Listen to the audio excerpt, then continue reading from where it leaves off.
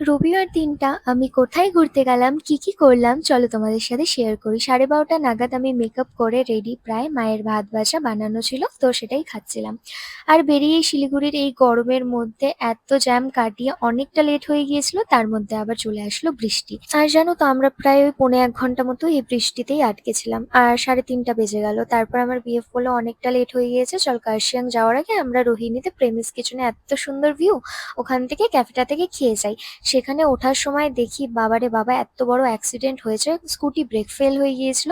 তো আমরাই ফার্স্ট আমাদের বাইকটা ঢুকাই, তারপর ওরা হেল্পের জন্য বলছিল। একটা মেয়ে আর ছেলে প্রায় খাদে ঢুকেই গিয়েছিল, ভাগ্যের জোরে ওরা বেঁচে গিয়েছিল। তো ওদের হেল্প করতে করতে ওই 1 ঘন্টা মতন ওখানেই চলে গিয়েছিল। যাই হোক, ওরা যে বেঁচে গেছে এটাই অনেক।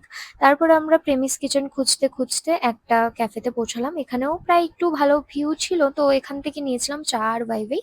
খাবারটা একদমই ভালো ছিল না। তারপর দুপা আগাতেই বাইক নিয়ে দেখলাম প্রেমিস কিচেন। আর কে ধরে রাখে, বাবারে বাবা! চলে আসলাম, এই যে এখানে আমরা বসেছিলাম। আর বসে জানো তো এখানেও প্রায় 1 ঘন্টা মতো আমাদের ওয়েট করতে হয়েছে, সেই এত হাইপ এই ক্যাফেটার। আর এখান থেকে আমরা একটা আলু মিমি, দুটো কোক আর নিয়ে নিয়েছিলাম এই দুটো চিকেন স্টিম মোমো। এটা খেয়েই আমরা বেরিয়ে পড়লাম বাড়ি যাওয়ার উদ্দেশ্যে। আজকে আর কার্শিয়াং যাওয়া হলো না, অনেকটাই লেট হয়ে গিয়েছে, নামতেও হবে বাড়ির জন্য। আর আসার পথে বোবা টি খেয়ে নিয়েছিলাম। তো দ্যাটস ইট ফর টুডে, দেখা হচ্ছে নতুন ভিডিওতে, বাই।